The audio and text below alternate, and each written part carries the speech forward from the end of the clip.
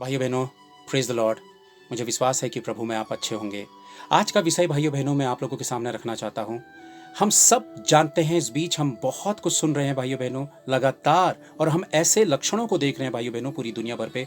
आप सब जानते हैं कि किसी भी घड़ी प्रभु का आना हो जाएगा और हमारा रैप्चर हो जाएगा, यानी कि हम उठा ली जाएंगे, कलीसियाएं उठा ली जाएंगी, मसीह के लोग हमेशा के लिए उठा ली जाएंगे। वो कभी भी हो सकता है। पवित्र यीशु ने इस बात को कितने लंबे समय से मुझे इस बात को दर्शाया है, और इस बीच और गंभीरतापूर्वक पवित्र यीशु मसीह ने मुझे इस बात को दर्शाया भाइयों बहनों कि उसका आगमन किसी भी घड़ी हो सकता है, वो कभी भी आ सकता है। लेकिन हम सब इस बात को जानते हैं कि प्रभु कभी भी आएगा, लेकिन वो जब भी आएगा तो क्या वास्तव में हम उसके साथ उठाए जाएंगे? क्या वाकई हम श्योर हैं? क्या इस बात की गारंटी हमारे विश्वास में, हमारी आत्मा में है? क्या प्रश्न चिन्ह है हमारे भीतर? वास्तव में मैं आपको ये बात बताना चाहता हूं आज के दिन भाइयों बहनों कि यदि प्रभु आ जाए तो उससे पहले हम कैसे परमेश्वर के सम्मुख तैयार रहे। उसका पहला स्टेप, सबसे महत्वपूर्ण स्टेप है भाइयों बहनों, पश्चाताप, सच्चा पश्चाताप। पश्चाताप क्या होता है भाइयों बहनों? अपनी गलतियों से पछताना, अपने आप के गुनाह को याद करना और इस बात को रियलाइज करना कि मैं गलत था या मैं गलत हूं और मैंने परमेश्वर की दृष्टि में वाकई गुनाह किया, गलत किया।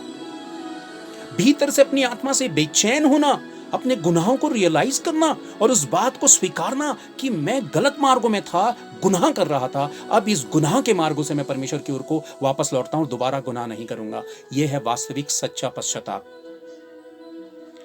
कई बार हम पश्चाताप करते हैं लेकिन फिर गुनाह करना नहीं छोड़ते भाइयों बहनों। वो पश्चाताप झूठा है। वास्तविक पश्चाताप है प्रभु के पीछे हो लेना और दोबारा गुनाह के मार्गों को ना थामना, गुनाहों के मार्गों में ना चलना। भाइयों बहनों, दाऊद के विषय में आप जानते हैं कि दाऊद का हाथ पकड़कर परमेश्वर बचपन से उसको चलाता रहा, लेकिन दाऊद ने अपने जीवन पे जब परमेश्वर ने उसको ढेर सारी आशीषें दी, तो आशीषें प्राप्त करने के बाद जब वो राजा बना तो भाइयों बहनों उससे जो गुनाह हुआ, उस गुनाह का के बाद परमेश्वर उसकी दुनिया से, उसकी जिंदगी से हमेशा के लिए चला गया। ऐसे जैसे दाऊद की दुनिया उजड़ गई भाइयों बहनों। उसको रियलाइज हुआ कि उसने कितना बड़ा गुनाह किया, उसने कितनी बड़ी गलती की। दाऊद पश्चाताप करता हुआ, आंसू बहाता हुआ अपने जीवन का घोर गंभीर पश्चाताप करता, उसके लिए ऐसा कि जैसे उसकी दुनिया उजड़ गई, उसको कुछ समझ में नहीं आया भाइयों बहनों। उसके बाद अब भजन संहिता देखते हैं कि दाऊद ने उसके बाद पीछे मुड़कर कहीं नहीं देखा। उसने अपने जीवन को प्रभु के पैरों पे ऐसा रखा, ऐसा पश्चाताप किया।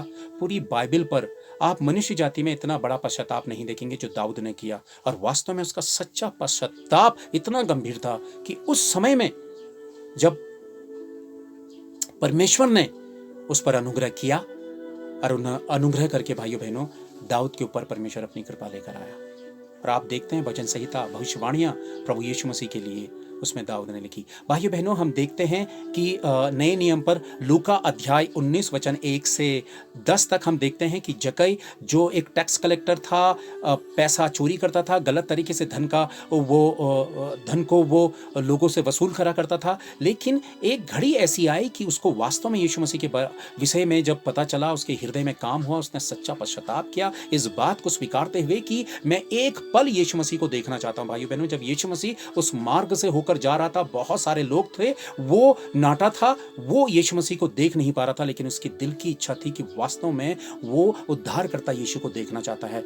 बगल पे एक गुलर का पेड़ था, वो उसमें चढ़ गया भाइयों बहनों, और वास्तव में उसका हृदय पश्चाताप से भरा था। वो पेड़ में तो चढ़ रहा था लेकिन उसकी भावना नीचे उतर रही थी। उसके पाप प्रभु के पैरों पर आ रहे थे। वो पश्चातापी हृदय से पेड़ पर था। यीशु मसीह आया और उसने सारी भीड़ को ना देखते हुए उस जगह को देखा। भाइयों बहनों, भीड़ में बहुत सारे लोग थे लेकिन पश्चातापी हृदय लिए हुए एक ही व्यक्ति था। क्या वास्तव में हम पश्चाताप करते हैं? क्या हमें पश्चाताप है? जब जक्कई के सामने यीशु मसीह आता है तो किसी को ना देखते हुए जक्कई से कहता है, जक्कई नीचे आ, तेरे घर जाना है, मुझे जरूरी है तेरे घर जाना। और यीशु मसीह चाहता है। जक्कई उससे अपने गुनाहों को दोहराता नहीं, क्योंकि उसने पश्चाताप कर लिया था और प्रभु ने उसके पश्चाताप को समझ लिया था। जब हम पश्चाताप करते हैं, प्रभु कहीं पर भी हो, वह हमारे पश्चाताप को स्वीकारता है। भाइयों बहनों, कौन सी चीज यीशु मसीह को आकर्षित करती है? मैं ये विश्वास दिलाता हूं आपके सामने कि हमारा गुनाहों का पश्चाताप, हमारी गुनाहों की माफी प्रभु यीशु मसीह को, उसके आत्मा को आकर्षित करती है। परमेश्वर के राज्य और उसके धर्म को आकर्षित करती है, और हमारे गुनाह दुष्ट के राज्य को आकर्षित करते हैं, हमारी तबाही और हमारी बर्बादी के कारण होते हैं। जब जक्कई अपने घर के भीतर गया, उसने यीशु मसीह से कहा कि पिता, जो कुछ भी मैंने गलत रीति से कमाया है उसका चगुना मैं लोगों को फेर दूंगा। और उसी घड़ी उसने लोगों को फेर देना शुरू किया। जिस घड़ी हम गुनाहों की माफी मांगते हैं, उसी घड़ी से हम धर्म के काम करने आरंभ कर दें। ये नहीं कि गुनाहों की माफी मांगी और पुराना जीवन वैसे ही जिया। भाइयों बहनों, ये पश्चाताप सच्चा पश्चाताप नहीं है। भाइयों बहनों, आप देखते हैं रोमियो, हम इस बात को देखते हैं, रोमियो अध्याय 3 का 23 कहता है कि सबने पाप किया और परमेश्वर की महिमा से रहित है। फिर जब हम देखते हैं रोमियो अध्याय 6 वचन 23, परमेश्वर पश्चाताप का निवारण करता है उसमें। भाइयों बहनों, हमारे गुनाहों का निवारण अपने अपने लहू के द्वारा, अपने बलिदान के द्वारा। इसलिए परमेश्वर का अनुग्रह हमें बचाता है। भाइयों बहनों, कौन से ऐसे कारण हैं भाइयों बहनों जो हमारे पश्चाताप के मार्गों में सबसे बड़ी रुकावट की वजह बनते हैं? उनमें से पहला कारण, मैं 2-3 कारण बताऊंगा, जिसमें से पहला कारण है भाइयों बहनों जो हम सच्चे पश्चाताप करने से हमें रोकता है, वो है हमारा घमंड। और घमंड कई प्रकार से होता है भाइयों बहनों। धन का घमंड, सकल सूरत का घमंड, प्रॉपर्टी का घमंड, भाइयों बहनों कई प्रकार का घमंड, अपनी योग्यता का घमंड। लूसीफर को किस बात का घमंड था? क्योंकि वो खूबसूरत था, परमेश्वर ने उसको आशीष और अभिषेक दिया था, और उसका घमंड उसको स्वर्ग के राज्य से वंचित करता है। भाइयों बहनों, परमेश्वर उसको अपने आप से अलग करता है और वो अंधेरे में जाता है और सदा के लिए वो अंधकार में, दुष्ट कार्यों में लिप्त हो जाता है, क्योंकि परमेश्वर उसको अपने आप से अलग कर देता है। पाप हमें परमेश्वर के साथ नहीं जोड़ता है। जब तक पश्चाताप नहीं आएगा, हम परमेश्वर के साथ, सच्चे पश्चाताप के साथ नहीं जुड़ेंगे। भाइयों बहनों, एक वचन मैं आप लोगों के सामने पढ़ता हूं, 1 कुरिन्थियंस चैप्टर 5 वर्स 7 to 8। मैं वचन 7 पढ़ता हूं आप लोगों के सामने। पुराना खमीर निकाल कर अपने आप को शुद्ध करो कि नया गुदा हुआ आटा बन जाओ, ताकि तुम अखमीरी हो, क्योंकि हमारा भी फसा जो मसीह है बलिदान हुआ। यीशु मसीह हमारे लिए बलिदान हुआ। क्यों हुआ भाइयों बहनों? ताकि हमें नया जीवन मिले। लेकिन हमारे गुनाह, हमारा पुराना वो खमीर, जो हमारी पुरानी आदतें हैं, पुराने पाप हैं, हमारा व्यवहार है, क्या हमने वाकई त्यागा? क्या हमने छोड़ा? हम यीशु मसीह को स्वीकारते हैं, यीशु मसीह को उद्धारकर्ता कहते हैं, प्रभु कहते हैं, हम वचनों को सुनते हैं, प्रार्थना में जाते हैं, लेकिन क्या हम कभी गंभीरतापूर्वक, गहराई से, गुप्त में अपने छिपे हुए गुनाह, पाप और बुरी आदतों को क्या त्यागते हैं? यदि हम त्याग नहीं रहे हैं तो परमेश्वर के साथ हमारा सच्चा संबंध नहीं है। हम धोखे के शिकार हो रहे हैं और दुष्ट के हाथों में जकड़े हुए हैं। भाइयों बहनों, यदि आप परमेश्वर का वचन पढ़ते हैं और वचन आपके जीवन में काम नहीं कर रहा भाइयों बहनों, तो फिर आप कैसे कह सकते हैं कि आपके जीवन में परमेश्वर के साथ एक सच्चा संबंध है, आपके जीवन में वचन काम कर रहा है? जब तक आप में, मुझ में तब्दीली नहीं है, वचन हमारे जीवन में काम नहीं कर रहा, क्योंकि हम वचन को काम करने नहीं दे रहे हैं। भाइयों बहनों, वास्तव में मैं आप लोगों को बताना चाहता हूं कि ये जो खमीर है भाइयों बहनों, ये पुरानी आदत है, और जब तक ये खमीर पुरानी आदतों, घमंड के साथ हमारे जीवनों पर जुड़ा हुआ रहता है, और जब तक ये खमीर ना निकले भाइयों बहनों, हमारे जीवन में सच्चा पश्चाताप नहीं आ सकता है। क्योंकि आदतें हमें फिर से गुनाह कराएंगी, और फिर से हम कितनी बार पश्चाताप करें। भाइयों बहनों, मैं आप लोगों के सामने एक और वचन मैं आप लोगों के सामने रखता हूं। आप लोग मैं इस बात को आप लोगों को बताना चाहता हूं कि वास्तव में जब तक आपका मेरा सच्चा पश्चाताप नहीं होगा भाइयों बहनों, आप और मैं वास्तव में यीशु मसीह के दिन को नहीं देख पाएंगे, जिसका हम इंतजार कर रहे हैं। भाइयों बहनों, दूसरा कारण मैं आप लोगों के सामने बताना चाहता हूं भाइयों बहनों, पहला है घमंड। कई बार हमें अपने पदों का घमंड होता है, अपनी प्रॉपर्टी का घमंड होता है। कई लोग ऊंची पोजीशन पर दुरुपयोग करते हैं अपनी पोजीशन का, और घमंड से भरे हुए रहते हैं, और कई लोगों को सताते हैं या टॉर्चर करते हैं। भाइयों बहनों, हम कई बार कमजोर लोगों की अनदेखी करते हैं, घमंड से भरे रहते हैं। हम लोग इस बात की, कई ऐसी फिल्म इंडस्ट्री के द्वारा फिल्में दिखाई जाती है भाइयों बहनों, कि कई अमीर लोग घमंड से भरे हुए रहते हैं। भाइयों बहनों, वास्तव में घमंड जो है वो पश्चाताप पर सबसे बड़ा रुकावट है। जब तक यीशु मसीह ने अपने आप को जमीन में रखकर सुन्नी किया, पवित्र यीशु क्या कहता है कि जो अपने आप को छोटा करेगा वही मेरे राज्य में बड़ा कहलाएगा। भाइयों बहनों, घमंड को त्याग दीजिए, क्योंकि ये शैतान के द्वारा है, परमेश्वर के द्वारा दया है, कृपा है, आशीष है, क्षमा है। और जब आप नम्र और दीन होते हैं और अपने आप को सबकी समानता में ला खड़े करते हैं भाइयों बहनों, वो वास्तविक बहुत ही खूबसूरत पल होता है। मैं दूसरा वचन आप लोगों के सामने पढ़ता हूं, और दूसरी वजह मैं बताना चाहता हूं भाइयों बहनों, वो है लालच। अब एक इंटरेस्टिंग बात मैं आप लोगों को बताना चाहता हूं, वचन से पहले पढ़ता हूं, फिर मैं आप लोगों को बताता हूं। ये है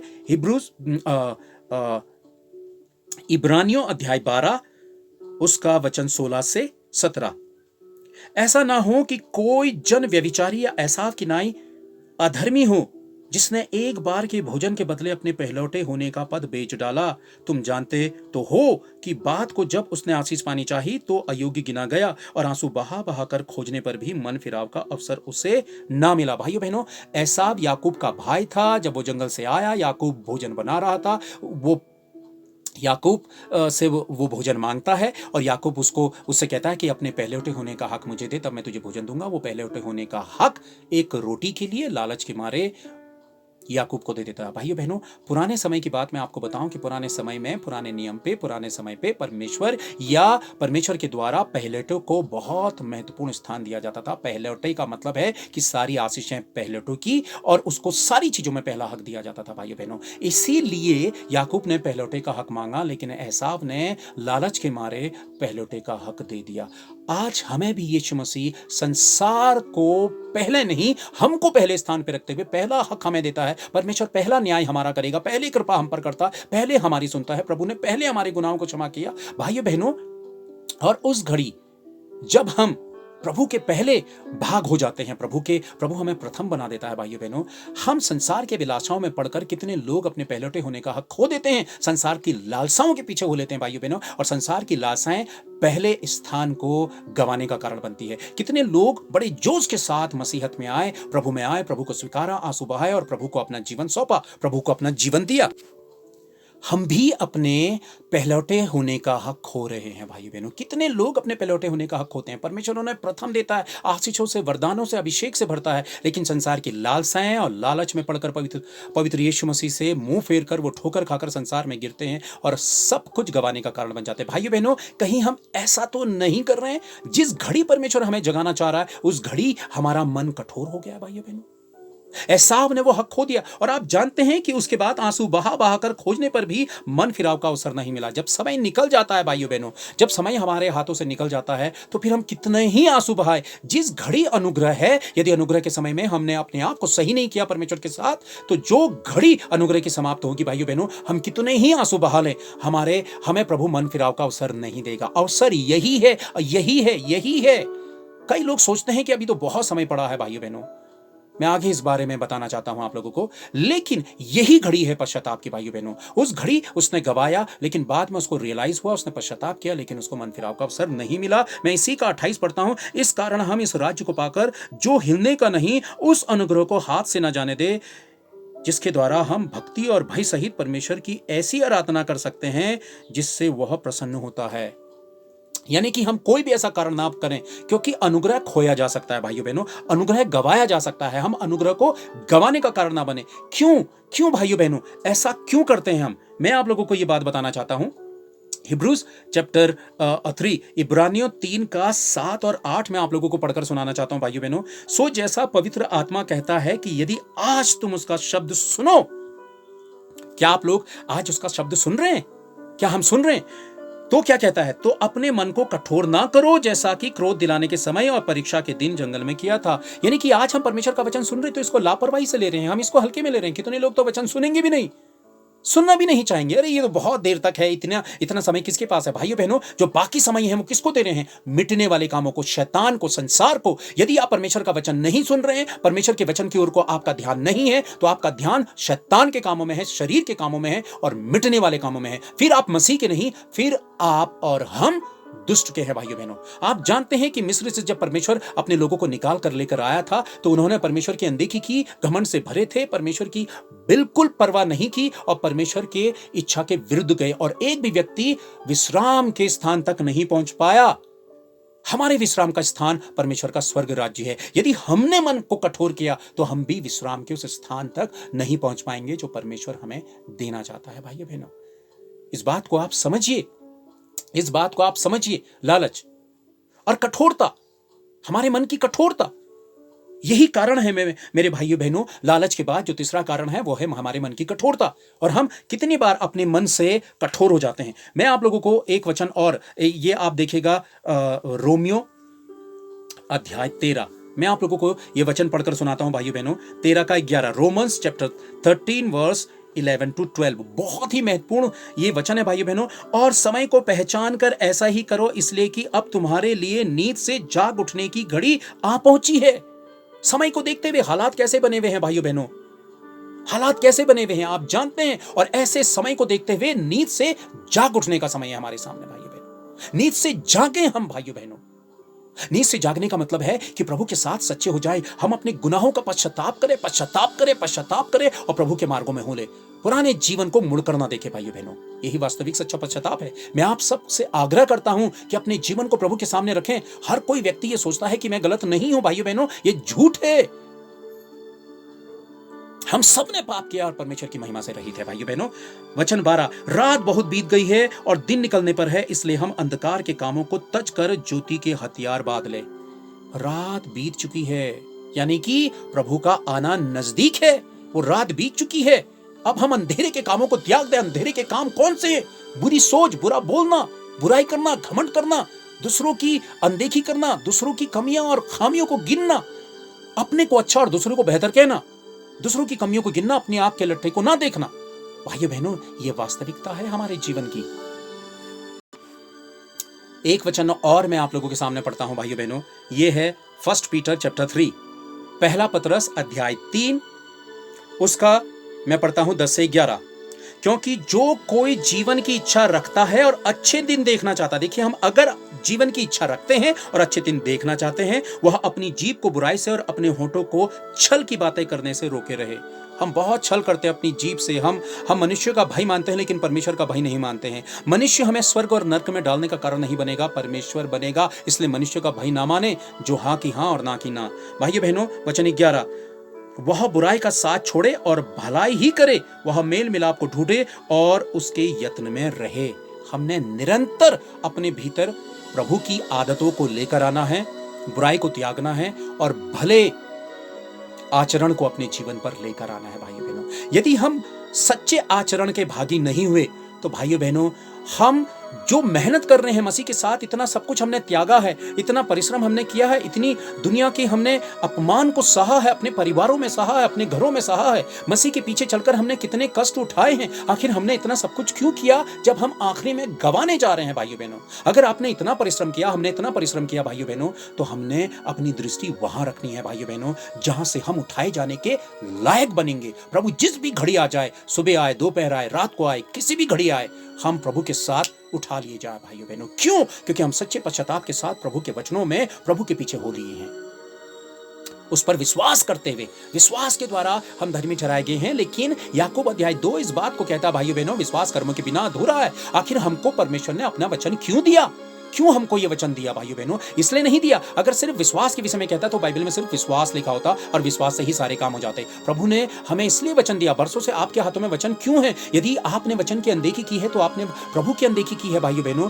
अपने वचन के साथ सच्चा संबंध गंभीरता पूर्वक बनाइए। और सच्चा संबंध क्या होता है? जब वचन आप अपने जीवन में उतारते हैं और जब वो आपके चरित्र को बदल रहा है, वो है वचन का आपके मेरे जीवन पे वास्तविक रीति से कार्य करना। वरना सरसरी तौर पे वचन को पढ़ना, बार बार चर्चों में जाना। कई लोग बचपन से बुढ़ापे तक कलीसिया में जाते हैं, प्रार्थना भवन पे जाते हैं, वो सोचते हैं कि हम सच्चे मसीह हैं। भाइयों बहनों, कलीसियाओं पर बार बार जाना, वचन को सुनना सच्ची मसीहत का चिन्ह नहीं है। सच्ची मसीहत का चिन्ह है यदि आप गए तो आप में सबसे बड़ी तब्दीली आनी चाहिए। यदि आप लगातार परमेश्वर के भवन में जाने वाले व्यक्ति हैं तो परमेश्वर आपसे ज्यादा आशा रखता है, क्योंकि आप पर वो बड़े बदलाव देखना चाहता है। भाइयों बहनों, हम कलीसिया मसीह की देह है और देह क्या करती है? परमेश्वर के कार्य को। यदि कोई व्यक्ति सोचेगा कि मैं लगातार चर्च जाता हूं और मैंने परमेश्वर के कार्य को पूरा किया, परमेश्वर का कार्य है उसके राज्य को फैलाना, उसके वचन का प्रचार करना और अपने व्यवहार के द्वारा परमेश्वर की इच्छा को प्रकट करना। भाइयों बहनों, ये वास्तविकता है। बाकी सब धोखा है। हम धोखे के शिकार ना हो। शैतान हमें धोखा देना चाहता है, गड़बड़ी में रखते हुए हमसे ये कहना चाहता है, नहीं सब कुछ अच्छा है, सब कुछ अच्छा है, आप उठा लिए जाओगे। पैरों के नीचे से जमीन निकलेगी भाइयों बहनों उस घड़ी जब हम जमीनी में छूट जाएंगे और परमेश्वर बाकियों को ले जाएगा। उसकी वजह क्या रहेगी? हमारी अनदेखी, हमारी लापरवाही, हमारा कठोर घमंड से भरा हुआ होना। भाइयों बहनों, इस घड़ी आप और मैं देख रहे हैं, हम जानते हैं कि दुनिया भर में मौतें कितने बड़े रूप में होती चली जा रही हैं। दुनिया की ताकत, दुनिया की दौलत, दुनिया का साइंटिस्ट, विजडम, बुद्धि, ज्ञान, समाज, पैसा, सब कुछ फेल। बड़ी बड़ी अपने घमंड से भरे हुए राजनेता, बड़े बड़े देश एक दूसरे को धमकियां देते हुए, न्यूक्लियर बम की धमकियां देते हुए भाइयों बहनों, एक दूसरे के सामने घमंड से भरे हुए, नफरत से भरे हुए, घृणा से भरे हुए, एक दूसरे को नीचा दिखाने में कोर कसर न छोड़ने वाले भाइयों बहनों, आज सबके हाथ पैर फूले हुए हैं, डरे और सहमे हुए हैं। एक वायरस ने तबाही मचा दी भाइयों बहनों। मनुष्य इस बात के धोखे में रहता है कि उसके पास सब कुछ है, वो सारी ताकत उसके पास है, वो सब कुछ जीत सकता है, लेकिन ये धोखा है भाइयों बहनों। एक वायरस ने सारी दुनिया को ये साबित कर दिया कि एक छोटे से वायरस ने दुनिया के सामने प्रश्न चिन्ह खड़े कर दिए कि मनुष्य कितना कमजोर है भाइयों बहनों। क्या आप जानते हैं कि हम हर एक मनुष्य के भीतर एक ये सोच रहती है भाइयों बहनों, एक ये सोच रहती है भाइयों बहनों, हर एक व्यक्ति के दिल दिमाग में, मैं तो अभी बहुत समय है, अभी तो मैं नहीं मरूंगा, मुझे तो बहुत समय है, अभी जीना है, अभी तो कोई अपने मरने के विषय में नहीं सोचता। हर कोई सोचता है कि मैं परफेक्ट हूं, मैं बहुत सही हूं, मैं कभी नहीं मरूंगा। एक सोच रहती है कि अभी तो मैं नहीं मरने वाला। भाइयों बहनों, हम देखते हैं कि कई वर्षों से मृत्यु के आंकड़े बड़े हैं, और खास तौर पर नौजवानों की मृत्यु के आंकड़े बड़े हैं भाइयों बहनों। कोई ये नहीं कह सकता अभी तो मैं छोटा हूं, अभी तो मैं जवान हूं, मैं तो ये हूं। भाइयों बहनों, मृत्यु कभी भी हो सकती है। उस धनवान के विषय में आप जानते हैं जिसने कहा कि मेरे पास सब कुछ है खाने के लिए, अब मैं आराम से चैन से लंबे समय तक खाऊंगा। परमेश्वर ने कहा, मूर्ख, आज ही रात तेरे प्राण ले लिए जाएंगे। जब हम अपनी ताकत और अपने आप की सोच में निर्भर करते हैं तो वो सबसे बड़ी मूर्खता है, और मूर्खता का सबसे पहला चिन्ह है पश्चाताप ना करना। भाइयों बहनों, जब हम मर जाएं, यदि हम ऐसी अवस्था में मर जाएं, आज ही प्रभु आ जाए, तो क्या आप इस बात को कह सकते हैं कि आप तैयार हैं? आप स्वर्ग राज्य में उठा लिए जाएंगे, आपने सच्चा पश्चाताप किया है और आप प्रभु के पीछे हो लिए हैं। भाइयों बहनों, वास्तव में यदि आप बिना पश्चाताप किए मर जाते हैं, लापरवाही में मर जाते हैं, ऐसी गड़बड़ी में, अनदेखी में, कठोर अवस्था में मर जाते हैं भाइयों बहनों, तो क्या वास्तव में जब प्रभु आएगा तो क्या हमें स्वर्ग के राज्य में मुर्दों में से जलाकर हमें अपने राज्य में लेगा? क्योंकि हम तो सही अवस्था में मरे ही नहीं। हम ये सोचते हैं कि मुर्दों को परमेश्वर पहले उठाएगा और वह जब हम मरेंगे भी तो प्रभु परमेश्वर हमें उठाएगा और अपने साथ स्वर्ग राज्य में ले लेगा। हम कैसी अवस्था में मरते हैं भाइयों बहनों, हम कैसी अवस्था में मरते हैं, हम कैसी अकड़ में जीते हैं भाइयों बहनों। कई बार हम इस बात की कहावत को सुनते हैं कि अकड़ तो मुर्दे में होती है। भाइयों बहनों, हम किस बात का अकड़, किस बात की घमंड और किस बात की अनदेखी करते हैं हम भाइयों बहनों। क्या आप जानते हैं कि अगर हम बिना पश्चाताप किए लापरवाही में आज ही की रात हमारी मृत्यु हो जाए भाइयों बहनों, क्या हम अपने मरने के बाद दोबारा आकर अपनी गलतियों को सुधार सकते हैं? प्रभु किसी भी घड़ी आ सकता है। आप इस गलतफहमी में ना रहें, शैतान के धोखे में ना रहें कि प्रभु के आने में बहुत समय है। प्रभु किसी भी घड़ी शीघ्र आने वाला। प्रभु ने मुझसे कहा कि मैं शीघ्र आने वाला हूं। भाइयों बहनों, अगर प्रभु शीघ्र आने वाला है तो आपको मुझको हर घड़ी तैयार रहना है कि प्रभु किसी भी घड़ी आए, दिन में आए, रात को आए, दोपहर को आए, सांझ को आए, किसी भी पल आए। भाइयों बहनों, हम पश्चातापी मन के साथ, इस पहले स्टेप के साथ परमेश्वर के साथ आगे बढ़ जाएं, क्योंकि परमेश्वर हमारी ओर को आकर्षित होता है हमारे गुनाह के पश्चाताप के द्वारा। कौन सी चीज हमें आकर्षित, परमेश्वर को आकर्षित करती है? हमारे गुनाहों का पश्चाताप। मैं आप लोगों के सामने एक वचन में पढ़ता हूं, आखिरी वचन में आप लोगों के सामने पढ़ता हूं भाइयों बहनों। ये है थिस्सलुनीकियों, पहला थिस्सलुनीकियों अध्याय 4 उसका वचन 15 से 16। क्योंकि हम प्रभु के वचन के अनुसार तुमसे यह कहते हैं कि हम जो जीवित हैं और प्रभु के आने तक बचे रहेंगे तो सोए हुए से कभी आगे ना बढ़ेंगे। यानी कि जो सो गए हैं, यानी कि जो मर गए हैं, हम उनसे आगे नहीं होंगे, ये वचन कहता है। इसका मतलब क्या? किसी भी घड़ी प्रभु आएगा तो पहले मुर्दों को जलाएगा। यदि हम मर चुके होंगे तो वो पहले हमें जलाएगा। पर किन्हें जलाएगा? मैं वचन 16 पढ़ता हूं। क्योंकि प्रभु आप ही स्वर्ग से उतरेगा, उस समय ललकार और प्रधान दूत का शब्द सुनाई देगा और परमेश्वर की तुरही फूकी जाएगी, और जो मसीह में मरे हैं, कौन जी उठेंगे? जो मसीह में मरे हैं। अब मसीह में कौन है? जो वास्तव में मसीह के पीछे हो लिए पश्चाताप के बाद, पश्चाताप के द्वारा, वे मसीह में हैं। हर कोई अपनी जुबान से कह देगा कि मैं मसीह हूं, मैं मसीह हूं, मैं मसीह हूं।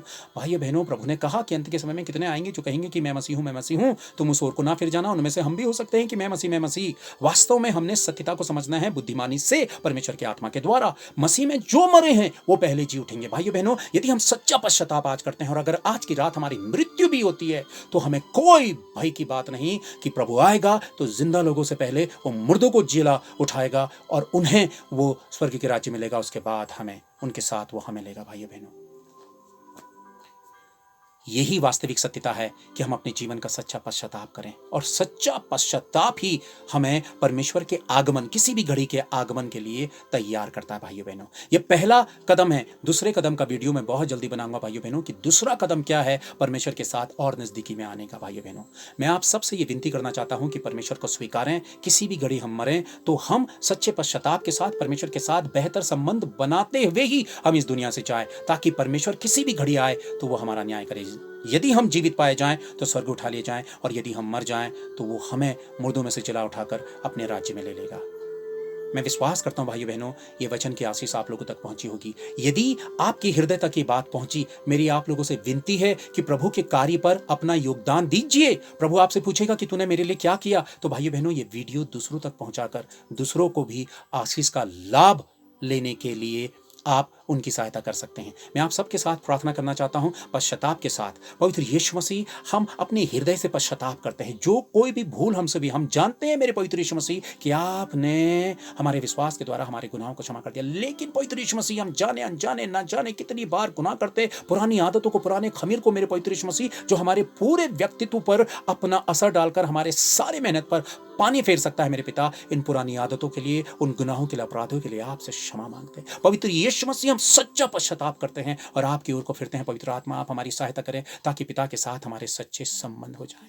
प्रभु, आप हमारा हाथ पकड़कर चलाएं मेरे पिता, ताकि हम संसार के घमंड से, संसार के लालच से और संसार की कठोरता से अलग हो जाएं। पवित्र यीशु मसीह, जितने सुनने वाले भाई बहन हैं, हर एक की आत्मा और प्राणों को नया कर दे और अपने साथ नए संबंधों को जोड़ने के लिए मेरे पवित्र यीशु मसीह, हम में से हर एक के ऊपर अपने अनुग्रह को डेल दे। आपकी शांति, आपकी कृपा हर एक घर, परिवार और जीवनों में उतर आए। धन्यवाद पवित्र यीशु, आपका अनुग्रह हम सब पर बना रहे। धर्मी यीशु, आपके जीवित नाम से मांग लिया है, आमीन।